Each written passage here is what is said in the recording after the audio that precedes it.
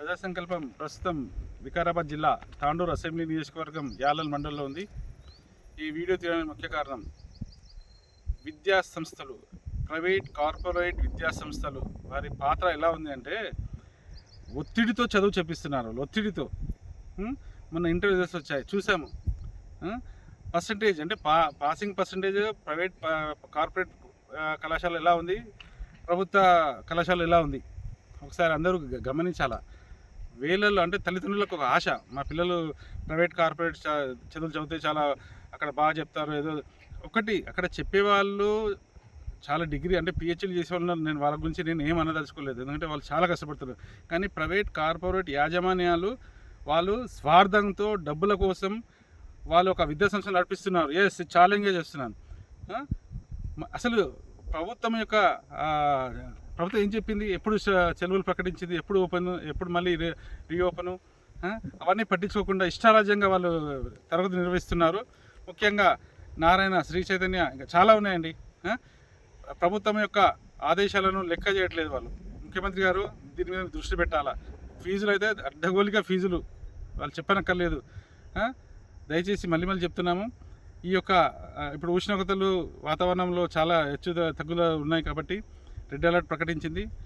మొత్తం కళాశాలన్నీ బంద్ చేయాలా. చాలా కళాశాలలు నడుస్తున్నాయి, ఆ లిస్టు మా దగ్గర ఉంది. దయచేసి మళ్ళీ చెప్తున్నాను, ఇక లిస్టు మేము చెప్పదలుచుకోలేదండి. ఏం చేస్తున్నారు విద్యాశాఖ అధికారులు? నిద్రపోతున్నారు. విద్యాశాఖ అధికారులు లక్షల జీతాలు తీసుకొని సిగ్గుండాల విద్యాశాఖ అధికారులకు, ఎంఈఓలు, డిఈఓలు. ప్రజలు ఎందుకు చెప్పాలండి వాళ్ళు ఏం చేస్తున్నారు? వాళ్ళు మొత్తం హైదరాబాద్లో చూడండి, మొత్తం నారాయణ, శ్రీ చైతన్య మొత్తం ప్రజెంట్ కూడా నడిపిస్తున్నారు, తరగతులు నిర్వహిస్తున్నారు. దయచేసి ఆన్లైన్లో నిర్వహించుకోండి.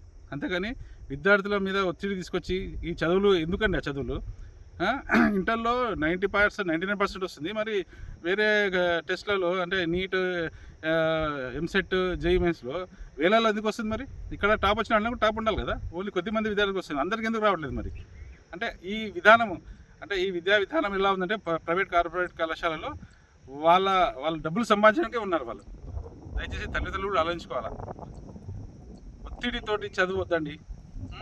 ముఖ్యంగా తక్షణమే ఎక్కడెక్కడ తరగతులు నిర్వహిస్తున్నారో వాళ్ళ మీద కేసులు పెట్టండి, యాక్షన్ తీసుకోవాలని ముఖ్యమంత్రి గారు విజ్ఞప్తి చేస్తున్నాం. ఎందుకంటే విద్యాశాఖ ఎవరున్నారో తెలియదు, అధికారులు ఎవరో నిద్రపోతున్నారు. అసలు కలెక్టర్ల బాధ్యత ఏంటి? వాళ్ళు కూడా నిద్రపోతున్నారు ఈ యొక్క విషయంలో.